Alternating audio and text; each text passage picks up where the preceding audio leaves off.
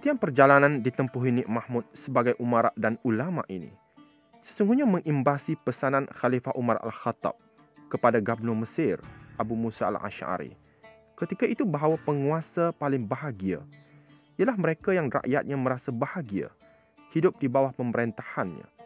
Sementara penguasa yang paling hina ialah mereka yang rakyatnya berasa hina hidup di bawah pemerintahannya.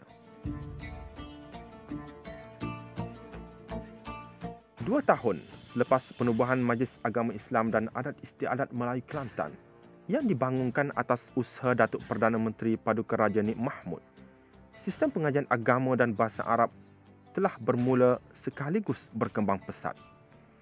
Bilangan sekolah Arab dan institusi pengajian pondok bertambah sama ada diasaskan Majlis Agama Islam mahupun usaha rakyat sendiri. Sungguh pun begitu, Nik Mahmud mencadangkan agar kandungan pengajian dan pendekatan mengajar diubah suai mengikut keperluan serta perkembangan semasa dengan harapan dapat menarik lebih ramai pelajar dari dalam dan luar Kelantan.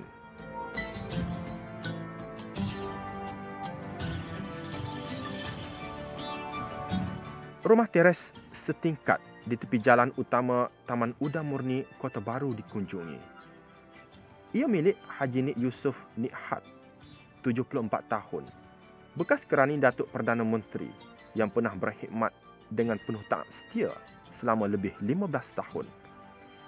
Menariknya, Haji Nik Yusof diambil bekerja kerana Datuk Perdana Menteri tertarik dengan gaya tulisan Jawinya yang cantik dan halus.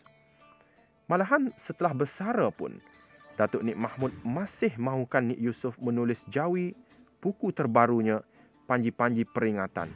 Namun hasrat itu hanya separuh jalan atas sebab kesuntukan waktu. Mengikut pada masa itu ramai kerani-kerani semuda seperti saya berumur antara 16 dengan 17 tahun. Tapi beliau Datuk Perdana lebih suka tulisan Jawi yang khadnya kata dia lebih baik pada orang lain. Dan beliau percaya kebolehan saya menulis itu seimbang dengan pemikirannya.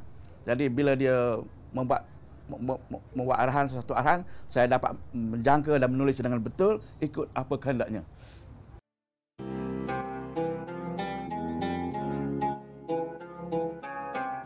Keris tinggalan Datuk Paduka Raja Nik Mahmud yang masih tersimpan hingga hari ini sentiasa menyingkap 1001 kenangan silam bersama tokoh pentadbir negeri dan ulama tersohor tersebut. Namun jauh di sudut hati, Nik Yusof terkilan kerana di saat bekas majikannya itu meninggal dunia, dia tiada kerana bertugas mengajar di Pahang.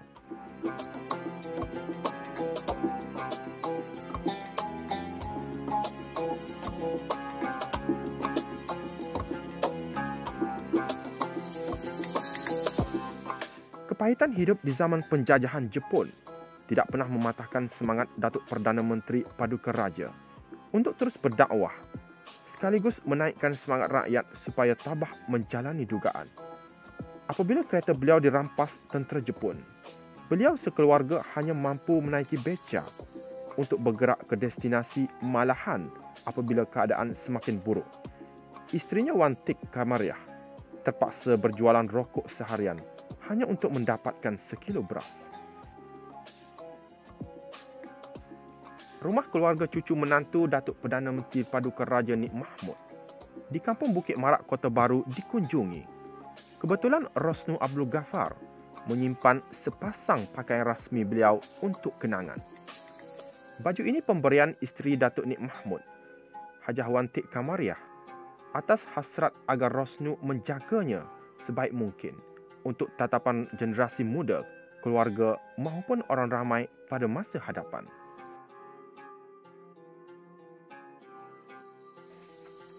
Kehidupan penuh warna Datuk Perdana Menteri Paduka Raja Haji Nik Mahmud seringkali menjadi bahan perbualan pewaris jika sesekali mereka bertemu. Tentu sekali, memori silam penuh suka duka terpahat dalam lipatan hati. Sumbangan karya penulisan beliau bukan sedikit untuk diperkatakan, terutamanya kitab Pati Rahsia yang dicetak pada 1969 atas perbelanjaan anak beliau, Tan Sri Nik Ahmad Kamil, bergelar Datuk Seri Setia Raja, bekas Menteri Besar Kelantan yang menggantikan Nik Mahmud antara tempoh 1944 hingga 1953. Hajah Wang Tik Kamariah Haji Wan Ali, isteri bongsu Datuk Perdana Menteri Paduka Raja, kini berusia 90 tahun.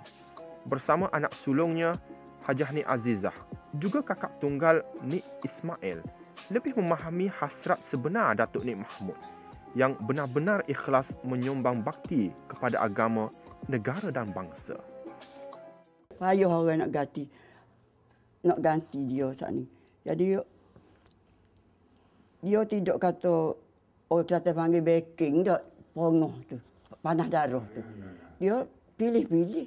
Kalau orang tidak itu sangat, dia tidak marah. Dia cakap betul. Ni jangan bikin macam ni, aku tak suka. Tidak kata, tak. Pesan tu kena mengajar Quran tu biar habislah. Jangan ketinggalan tengah jalan. Maknanya baca Quran tu biar eloklah. Itu ajalah pesannya. Insan penuh kemuliaan ini meninggal dunia di kediaman beliau di Jalan Atas Bonggol, Kota Baru, ketika berusia 84 tahun akibat sakit tua, walaupun ada yang mendakwa cara kematian beliau secara misteri yang tidak terungkai hingga hari ini. Apapun, harimau mati meninggalkan belang, manakala ulama dan umara pergi meninggalkan cahaya agama serta hidayah kehidupan lebih baik untuk semua insan. Semoga almarhum sentiasa dirahmati Allah dan ditempatkan bersama para solehin. Al-Fatihah.